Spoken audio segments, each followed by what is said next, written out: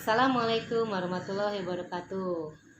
Kali ini kita berjumpa dalam keadaan yang tidak seperti biasanya, karena kita sedang menjalankan ibadah puasa. Mudah-mudahan puasa kalian dilancarkan ya sampai dengan nanti waktunya berbuka puasa. Nah, kali ini kita berada di dalam kegiatan Milenial Ramadan Smarttrend, di mana tema yang diangkat pada Ramadan kali ini adalah menumbuhkan nilai-nilai luhur Ramadan serta pembentukan karakter pendidikan dalam masa pandemi COVID-19. Nah, semoga kalian semua dapat mengikuti rangkaian kegiatan ini dengan baik dan juga kalian dapat menyelesaikan tugas-tugas yang diberikan. Pembahasan materi yang akan kita bicarakan kali ini mengenai Pancasila di mata pelajar, yang nantinya kalian akan diberikan pandangan bahwa di dalam sila-sila Pancasila itu terdapat kandungan nilai-nilai syariat Islam. Yuk kita simak penjelasannya. Lahirnya Pancasila tidak pernah dilepaskan dari peran Bung Karno. Sejak tanggal 1 Juni 1945, gagasan Pancasila itu muncul. Indonesia sebagai negara baru membutuhkan sebuah dasar negara sebagai landasan filosofis negaranya yang mampu menyatukan seluruh elemen masyarakatnya. Melihat dari sejarahnya, Pancasila tidak hanya disusun oleh tokoh-tokoh nasional saja, tetapi perumusan Pancasila ini juga melibatkan tokoh-tokoh ulama. Sebut saja Kiai Haji Wahid Hasyim sebagai ulama dari kalangan NU. Selain dari NU juga ada ulama dari kalangan Muhammadiyah. Kehadiran para tokoh ulama tersebut mewarnai dan berdampak pada perumusan Pancasila yang Islami. Negara ini dibangun atas kesamaan kebangsaan, bukan atas kesamaan agama. Namun, nilai-nilai agama terdapat di dalam semua sila-sila Pancasila itu. Nah, kalian sebagai siswa-siswi, khususnya siswa-siswi yang beragama Muslim, kalian harus mengetahui bahwa di dalam sila-sila Pancasila itu terkandung syariat-syariat Islam. Sekarang kita simak saja penjelasannya mulai dari sila pertama sampai dengan sila kelima. Kandungan apa saja yang ada di dalamnya yang berkaitan dengan agama. Baiklah, kita mulai dari sila yang pertama dulu, ketuhanan yang Maha Esa. Sila pertama ini diakui baik langsung maupun tidak langsung adalah cerminan dari ajaran Islam. Tuhan dalam agama Islam artinya Esa atau satu. Dalam surat Al-Baqarah ayat 163 yang memiliki arti, dan Tuhan kamu itu adalah Tuhan yang Maha Esa. Tidak ada Tuhan melainkan Dia yang Maha Murah lagi Maha Penyayang. Di dalam Islam, konsep ini biasa disebut hablum minallah, yaitu hubungan manusia dengan Allah Subhanahu wa Ta'ala. Ketuhanan yang Maha Esa mengandung arti bahwa meskipun Indonesia bukan negara agama, tetapi agama merupakan nilai-nilai luhur yang dijunjung tinggi dalam penyelenggaraan negara. Penduduk yang beragama tentu saja pemeluknya selalu berada di dalam kebaikan dan kebenaran selama mengikuti ajaran agamanya. Indonesia bukanlah negara sekuler atau negara yang tidak mengakui agama, dan bukan juga negara agama yang menjadikan agama yang mayoritas sebagai agama negara, melainkan sebagai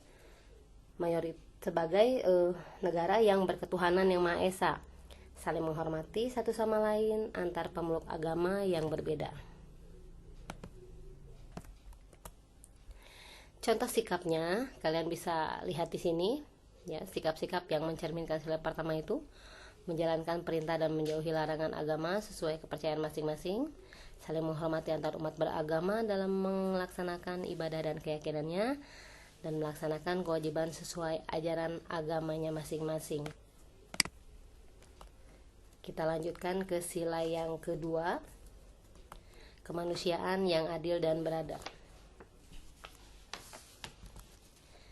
Sila kedua dari Pancasila ini menunjukkan bahwa bangsa Indonesia menghargai dan menghormati hak-hak yang melekat dalam diri pribadi manusia. Konsep ini biasa disebut dengan hablum minannas, yaitu hubungan sesama manusia.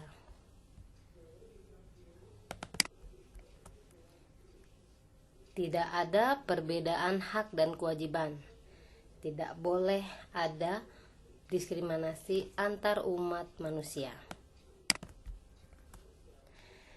Prinsip ini terlihat dalam ayat Al-Quran surat Al-Maidah ayat 8 yang intinya menyatakan bahwa jangan sekali-kali kebencianmu terhadap suatu kaum mendorong kamu untuk berlaku tidak adil. Nah, berikut ini adalah contoh sikap yang sesuai dengan sila kedua ya. Di antaranya tidak membeda-bedakan manusia berdasarkan suku, agama, warna kulit, tingkat ekonomi maupun tingkat pendidikan. Menyadari bahwa kita diciptakan sama oleh Tuhan, membela kebenaran dan keadilan, menyadari bahwa kita mempunyai hak dan kewajiban yang sama dan tidak melakukan diskriminatif. Selanjutnya, sila Pancasila yang ketiga, Persatuan Indonesia. Sila ketiga Pancasila menunjukkan kepada dunia bahwa persatuan merupakan dasar dibentuknya negara Indonesia. Adapun konsep persatuan dalam bingkai ajaran Islam meliputi ukhuwah Islamiyah atau persatuan sesama muslim dan juga ukhuwah insaniyah atau persatuan sesama manusia. Kedua konsep ini harus berjalan seiringan agar tercipta masyarakat yang harmonis dan jauh dari perpecahan. Islam selalu menganjurkan pentingnya persatuan sebagaimana tercantum di dalam surat Ali Imran ayat 103 yang mengatakan bahwa janganlah kamu bercerai-berai. Berikut contoh sikap yang sesuai dengan sila ketiga. Contoh sikapnya antara lain cinta pada tanah air dan bangsa, menjaga nama baik bangsa dan negara, tidak membanggakan bangsa lain dan merendahkan bangsa sendiri, ikut serta dalam ketertiban dunia, menjunjung tinggi persatuan bangsa, mengutamakan kepentingan bangsa dan negara di atas kepentingan pribadi dan golongan. Sila keempat, kerakyatan yang dipimpin oleh hikmat kebijaksanaan dalam permusyawaratan perwakilan. Sila keempat Pancasila menekankan pentingnya kehidupan yang dilandasi oleh musyawarah. Memang selaras dengan nilai luhur ajaran Islam. Musyawarah merupakan solusi terbaik dalam mencari solusi dalam menyelesaikan suatu masalah, di mana hasil kesepakatan bersama ini harus kita jalankan dengan penuh ikhlas. Konsep musyawarah ini tercermin dalam surat Ali Imran ayat 159, di mana yang intinya mengatakan bahwa musyawarah itu bermusyawarahlah dalam menyelesaikan urusan.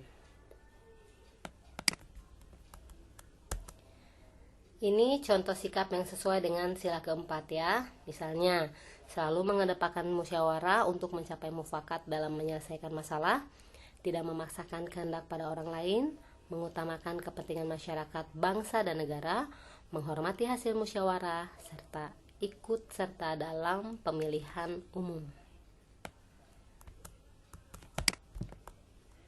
Ya, lanjutkan untuk sila terakhir, sila kelima Pancasila, keadilan sosial bagi seluruh rakyat Indonesia. Ya, ajaran Islam memuat berbagai konsep mengenai keadilan, baik adil terhadap diri sendiri maupun orang lain. Sebagai agama yang rahmatan lil alamin, misi besar Islam adalah implementasi keadilan dalam segala sendi kehidupan. Oleh karena itu, Islam memerintahkan kepada umat muslim untuk selalu berbuat adil, menghindari pertikaian, agar tatanan sosial masyarakat tercipta dengan baik. Konsep mengenai keadilan ini diajarkan dalam Islam dapat dilihat pada surat An-Nahl ayat 90. Sesungguhnya Allah menyuruh kamu berlaku adil dan berbuat kebajikan, dan Allah melarang perbuatan keji, kemungkaran, dan permusuhan. Nah, para siswa-siswi, itulah tadi uraian tentang kandungan ajaran-ajaran Islam di dalam Pancasila. Pancasila sebagai dasar negara atau ideologi tidaklah bertentangan dengan ajaran-ajaran Islam. Perlu kita ketahui sekali lagi bahwa Pancasila itu lahir untuk menyatukan seluruh warga Indonesia yang berbineka tunggal ika. Pesan ibu, kalian sebagai siswa-siswi sekolah, kalian harus senantiasa untuk menjaga, melaksanakan, dan menerapkan Pancasila di dalam kehidupan sehari-hari kalian. Sekian dan terima kasih. Wassalamualaikum warahmatullahi wabarakatuh.